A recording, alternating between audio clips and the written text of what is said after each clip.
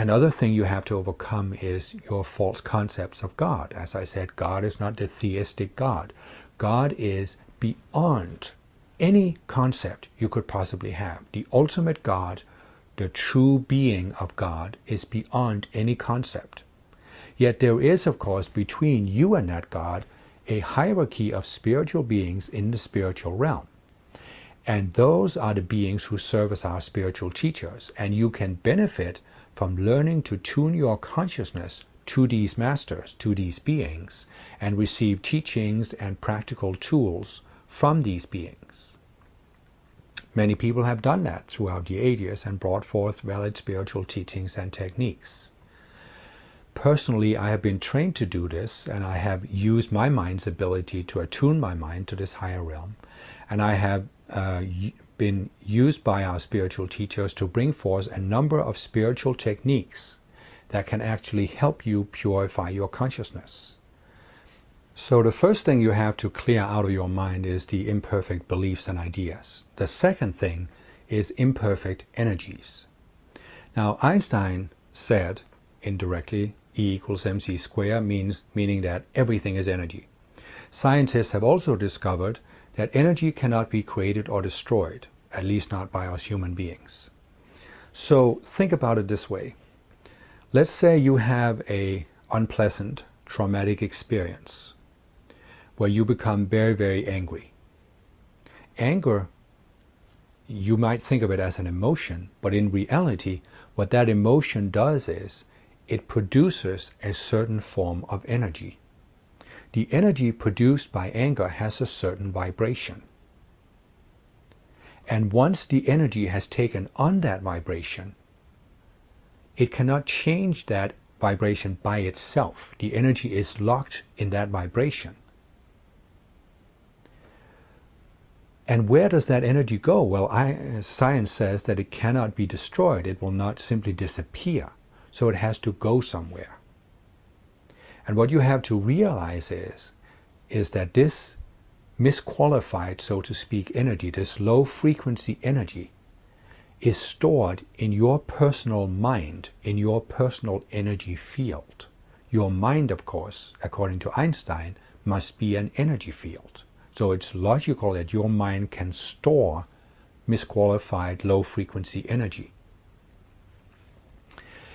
At the same time, you have to look back at history and see how many wars, how many atrocities have been committed on this planet. And you have to realize that those events have produced immense amounts of low frequency energy, anger, fear, hatred, all kinds of negative emotions. Now you know that a magnet has an energy field around it, and you know the Earth has a magnetic field around it. Well, likewise, planet Earth has an energy field around it that can store the low frequency emotional energy produced by humankind. And when you look at history, you can see that there must be a lot of this energy. And because we live on Earth, we are inside the planetary energy field, and we are affected by this energy field. There was a famous psychologist called Carl Jung who talked about something called the collective unconscious, which we could see as the collective energy field of humankind that affects all of us as long as we are on this planet. So you see what's happening here. Your energy field has a certain amount of energy of a certain vibration like anger, and this creates a tie between your personal energy field and the collective energy field. You are sending some of your anger into it, but you can also receive anger. And that is why some people can get so overwhelmed by anger that they lose control of themselves.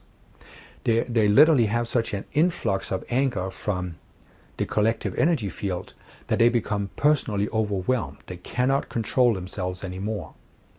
And there are, of course, many other situations like that. Depression is another example of this, an influx of energy from the collective field that overwhelms people. So now you can see that the other thing you need to clear out of your energy field is this misqualified low-frequency energy. Anger, hatred, fear, all of these emotions.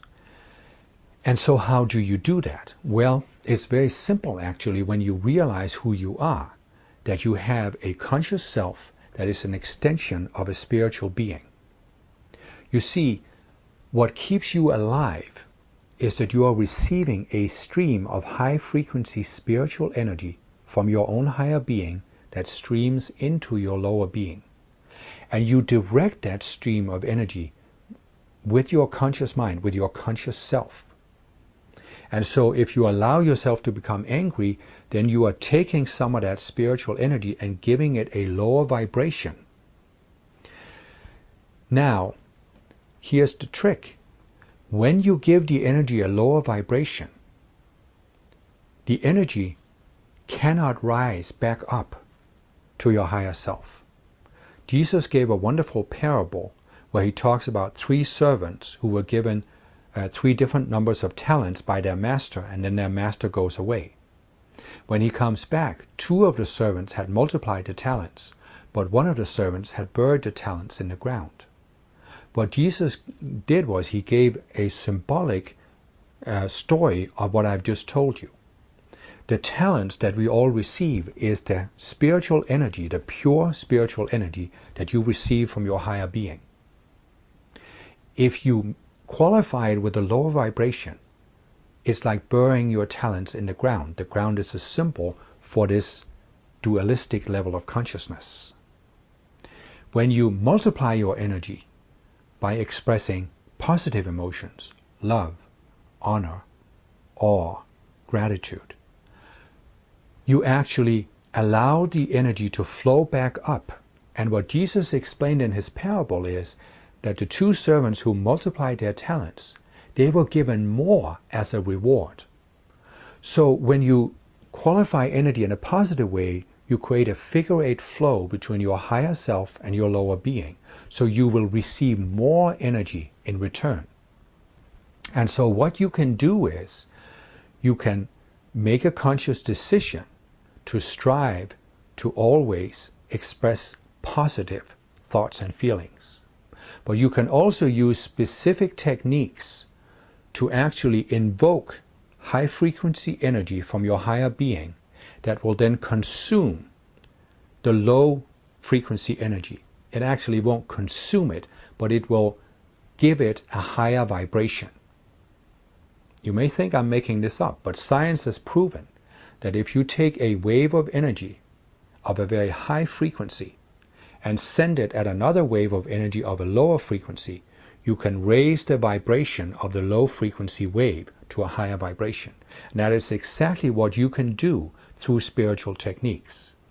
If you look back at religion, you will see that most religions have had some form of technique.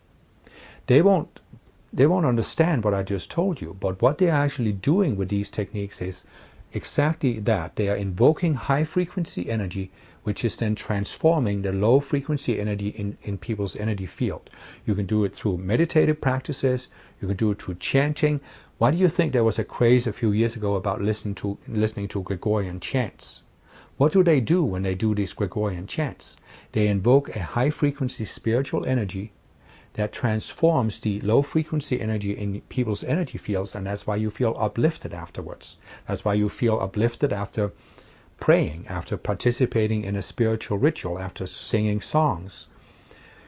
Many different techniques are available out there. Personally, as I said, I have been trained to bring forth spiritual teachings and also practical tools to help you do exactly what I talked about. Transform the energies in your energy field, the negative energies in your energy field. I have a number of these techniques on 2 of my websites. One is called AskRealJesus.com. There's a section called the Spiritual Toolbox, or Practical Tools for Spiritual Growth, and you will find various techniques in there. I also have another website called MotherMarysGarden.com, where I have a number of techniques. They are called rosaries, but they are not actually Catholic rosaries. They go beyond that. They are universal techniques for purifying not only your energy field of negative energies, but also purifying your mind of imperfect beliefs. You do this by repeating certain affirmations that affirm a higher reality and therefore challenge your dualistic beliefs about life.